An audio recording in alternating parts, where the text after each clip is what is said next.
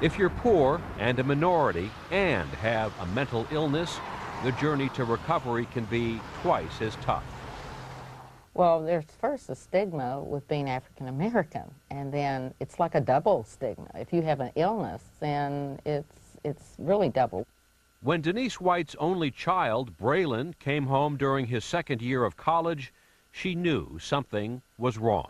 I was crying and stuff, you know, and the next morning I put on some clothes, you know, thinking about colors. Braylon was a very social person. He went to a public school that was a technical school, and he played basketball. He got off the airplane. There was just kind of a strange stare in his eyes. On our way from the airport, we stopped at a shop. He ran over and told me, "Don't buy that. That's got, it's evil. It's an evil gift, and you shouldn't buy that kind of gift." After several episodes of bizarre behavior, Braylon was hospitalized for schizophrenia. They locked him up, and we were not able to go behind these doors. He did put me in restraints, and I was well medicated. And my husband and I just pulled over to the side of the road as we were on our way home and just started crying. And because he was hollering as we were leaving, "Don't leave me here."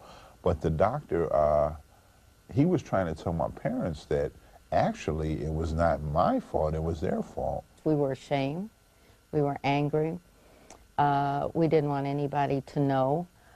We were angry at Braylon for getting it. So we just went through a lot of different emotions.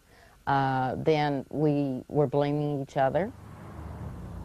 Braylon returned home, but like many who suffer from schizophrenia, he refused to take his medication. We said, if you can't do it, then you cannot stay here. And that was very, very hard to do. I thought, oh no, I do not need medication. But if you're looking at it and they're looking at you, that's part of my illness, paranoid schizophrenia. I feel like people are looking at me. He managed to find all of our friends, go by their houses. So he always had something to eat, and we always kind of knew where he was.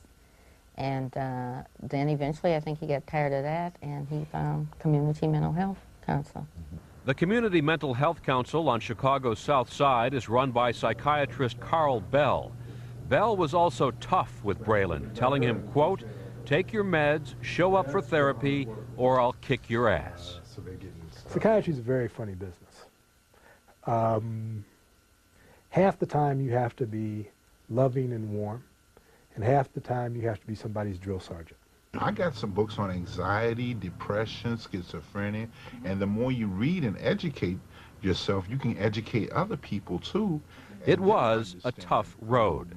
Braylon, like John Nash, had bad reactions to various drugs, suffering relapse after relapse. But also, like Nash, Braylon kept trying.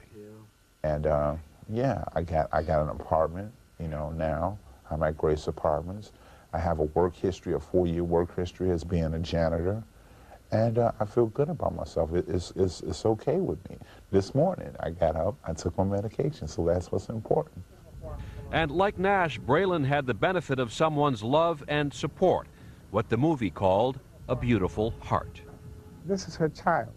She loves her child, and she has refused to give up on her child, and her refusal to give up on her child has shown up in terms of the proof being in the pudding. We ask you to bless those mentally ill, those who care. God, caregivers need your touch this morning, your strength. Dr. Jeremiah Wright is pastor of Trinity United Church of Christ, where Denise White has formed a support group for families who have relatives with mental illness.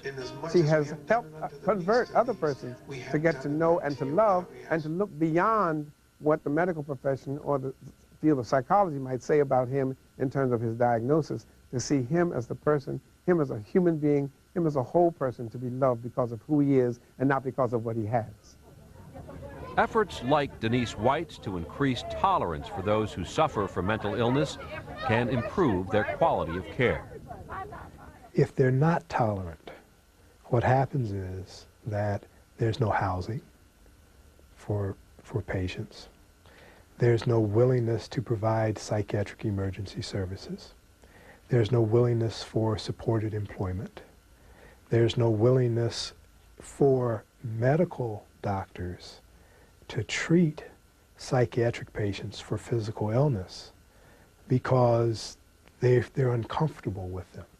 Sometimes you can't change your loved one, but you can change yourself. She's always dragging me someplace to do something, but I do it even though it's a Saturday or a Sunday, because part of our job as a community mental health center is to rebuild villages. And you do that by going out where people are and talking to them about technology, education, research, services, try to bust up mythology, destigmatize stuff. So Denise White is a very courageous, bright, organized, exceptional kind of person. So my rewards are that we can help. Braylon's improving. We've even had workshops where he's talked about his journey. And there's somebody out there that a light is coming on in their head, and they're saying, if this family can do it, then we can do it too. And it just makes me feel good to be able to help. And I just get satisfaction out of being able to help someone. I'll be back in a moment. That's our report for tonight. I'm Chris Bury in Washington. For all of us here at ABC News, good night.